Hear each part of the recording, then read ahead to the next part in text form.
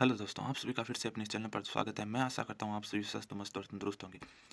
जैसा कि अभी अपनी यूनिट 3 चल रही थी, अब अधिगम और अभिप्रेरणा, उसमें अपने लास्ट क्लास में कुछ प्रश्न किए थे। आज अपने उससे आगे शुरू करते हैं।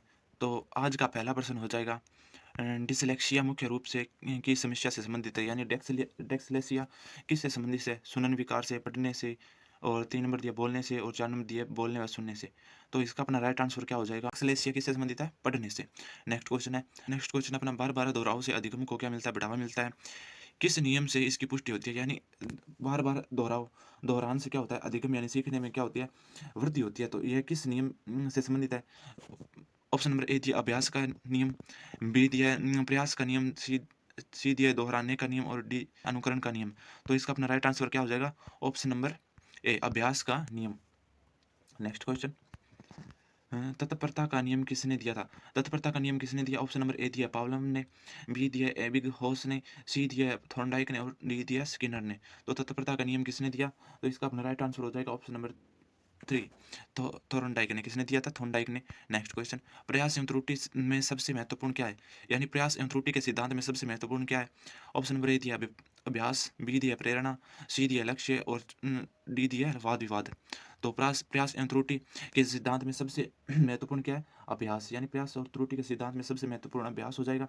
नेक्स्ट क्वेश्चन, जब पूर्व का अधिगम नई स्थितियों के सीखने का बिल्कुल प्रभावित नहीं करता, यानी पहले सीखा हुआ ज्ञान नए सीखे गए ज्ञान को बिल्कुल भी प्रभावित ना करे, तो यह कहलाता है। तो यह किस प्रकार का अधिगम हो जाएगा? ऑप्शन नंबर ए दिया है अधिगम का शून्य स्थानांतरण, बी दिया अधिगम का निरंतर स्थानांतरण, सी दिया अधिगम का सकारात्मक स्थानांतरण, और डी दिया अधिगम का नकारात्मक स्थानांतरण। तो इसका अपना राइट आंसर क्या जाएगा? ऑप्शन नंबर ए अधिगम का शून्य स्थानांतरण। नेक्स्ट क्वेश्चन है, अधिगम एक परिपक्वता के संबंध में निम्न में से कौन सा कथन सत्य है? अधिगम एवं परिपक्वता मैच्योरिटी के संबंध में निम्न में से कौन सा कथन क्या है? सत्य है। तो ऑप्शन नंबर ए दिया है, यदि मानव विकास केवल परिपक्वता से होता तो मनुष्य केवल निम्नतम तक ही सीमित रह जाता। ऑप्शन नंबर बी दिया है, वंशक्रम संभाव्य क्षमता की सीमा के कारण बालक एक निश्चित सीमा से आगे तक विकसित हो सकते हैं। ऑप्शन नंबर सी दिया, बालक विकास की दृष्टि से जब सीखने के लिए तैयार नहीं है तब भी वे अधिक प्रयास द्वारा सीख सकते हैं। और ऑप्शन नंबर डी दिया है, बालक के अंतर निहित शक्तियों को बिना समय विचारे विकसित करने के लिए प्रोत्साहन किया जाना चाहिए।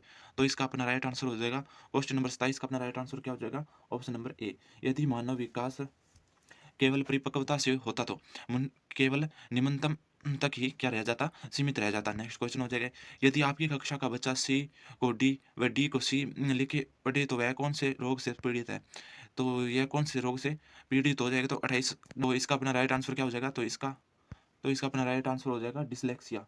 कौन सा विकार? पठन संबंधी विकार। नेक्स्ट क्वेश्चन, सीखने से संबंधित तथ्य निम्न में से नहीं है, यानी सीखने से संबंधित तथ्य निम्न में से कौन सी नहीं है? ऑप्शन नंबर ए दिया, सीखना व्यवहार में परिवर्तन है, सीखना केवल विद्यालय में होता है। ऑप्शन नंबर सी दिया, सीखना व्यक्तित्व के सर्वांगीण विकास में सहायक है, और डी दिया, सीखना एक सार्वभौमिक प्रक्रिया है। तो इसका अपना राइट आंसर क्या हो जाएगा? सीखना केवल विद्यालय में होता है, ये इसका राइट आंसर हो जाएगा।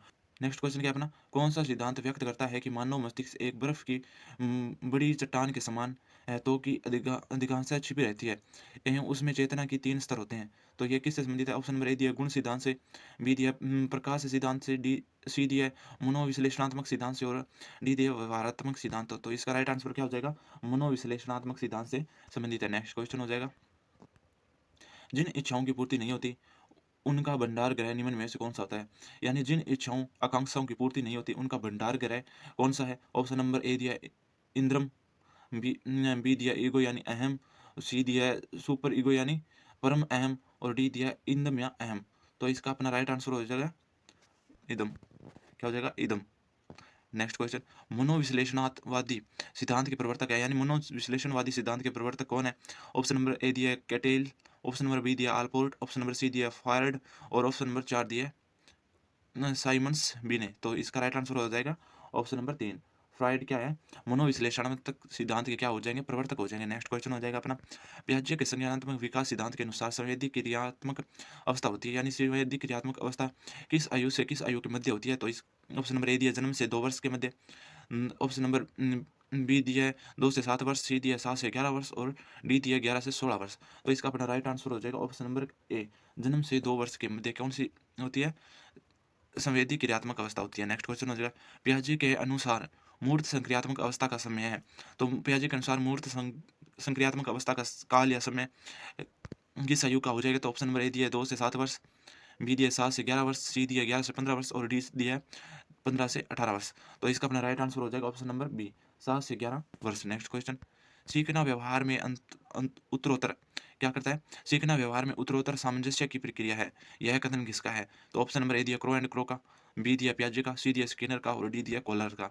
तो इसका अपना राइट आंसर क्या हो जाएगा? ऑप्शन नंबर सी, स्किनर का है। किसका है? स्किनर का। नेक्स्ट क्वेश्चन, सामाजिक अधिगम आरंभ होता है। तो सामाजिक अधिगम कैसे आरंभ होता है? अलगाव से, बी दिया भीड़ से, सी दिया संपर्क से और डी दिया दृश्य श्रव्य सामग्री से। तो कौन सा सामाजिक अधिगम किससे होता है? तो संपर्क से। किससे होता है? ऑप्शन नंबर सी राइट हो जाएगा, संपर्क से। नेक्स्ट क्वेश्चन, निम्न में से कौन सा विशिष्ट अधिगम विकलांगता का उदाहरण है? यानी विशिष्ट अधिगम विकलांगता का उदाहरण कौन सा है? ऑप्शन नंबर ए दिया मानसिक मंदता, ऑप्शन नंबर बी दिया डिसलेक्सिया, ऑप्शन नंबर सी दिया एटेंशन डेफिसिट फाइपर और डिसऑर्डर और ऑप्शन नंबर डी दिया ऑटिज्म। तो इसका अपना राइट आंसर हो जाएगा ऑप्शन नंबर 2, डिसलेक्सिया क्या है? विशिष्ट अधिगम विकलांगता का क्या है? उदाहरण है। नेक्स्ट क्वेश्चन हो जाएगा अपना व्यवहारवादी विचारक है। तो व्यवहारवादी विचारक कौन से? ऑप्शन नंबर ए दिया वॉटसन, बी दिया कॉलर, सी दिया पियाजे और डी दिया ब्रूनर। तो इसका अपना राइट आंसर हो जाएगा ऑप्शन नंबर ए, वॉटसन क्या है? व्यवहारवादी। तो वो कौन? वॉटसन क्या हो जाएंगे? व्यवहारवादी विचारक हो जाएंगे। नेक्स्ट क्वेश्चन, व्यवहारवाद के जन्मदाता है, यानी व्यवहारवाद के जन्मदाता किन्हें माना जाता है? ऑप्शन नंबर ए दिया मेंडल को, बी दिया स्किनर को, सी दिया वॉटसन को और डी दिया रॉबर्ट कुक को। तो इसका अपना राइट आंसर हो जाएगा ऑप्शन नंबर 3, वॉटसन को क्या माना जाता है? व्यवहारवाद का जन्मदाता माना जाता है। नेक्स्ट क्वेश्चन, बच्चों के संज्ञानात्मक विकास को सबसे अच्छे तरीके से कहाँ परिभाषित किया जा सकता है? तो बच्चों के संज्ञानात्मक विकास को सबसे अच्छी तरह से कहाँ परिभाषित किया जाता है? ऑप्शन नंबर ए दिया खेल के मैदान में, बी दिया विद्यालय एवं कक्षा में, ऑप्शन नंबर सी दिया एडिटोरियम में और ऑप्शन नंबर 4 दिया है गृह में। तो इसका अपना राइट आंसर हो जाएगा option number B, option number B हो जाएगा विद्यालय एवं कक्षा में। नेक्स्ट क्वेश्चन है, सीखने का वह सिद्धांत जो पूर्ण रूप से और केवल अवलोकनीय व्यवहार पर आधारित हो, अवलोकनीय व्यवहार पर आधारित है, सीखने के सिद्धांत से संबंधित है, यह किस सिद्धांत से संबंधित हो जाएगा? ऑप्शन नंबर ए दिया संज्ञानवादी, ऑप्शन नंबर बी दिया विकासवादी, ऑप्शन नंबर सी दिया व्यवहारवादी और ऑप्शन नंबर डी दिया रचनावादी।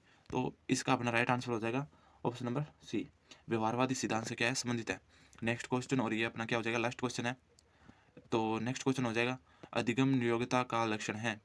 तो अधिगम नियोग्यता का लक्षण है, तो ऑप्शन नंबर ए दिया भागने की प्रवृत्तियां होना, ऑप्शन नंबर बी दिया अशांत ऊर्जावान और विध्वंसक होना, ऑप्शन नंबर सी दिया अवधान संबंधी बाधा विकास करना और ऑप्शन नंबर डी दिया अभिप्रेरणा का अभाव होना।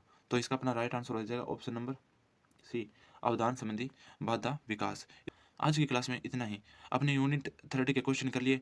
कल मैं आपके लिए यूनिट 4 के क्वेश्चन लेके आऊँगा, जो कि मुख्य रूप से पिछली परीक्षाओं में पूछे गए हैं और इंपॉर्टेंट क्वेश्चनों को अपने नियमित रूप से किया करेंगे। धन्यवाद।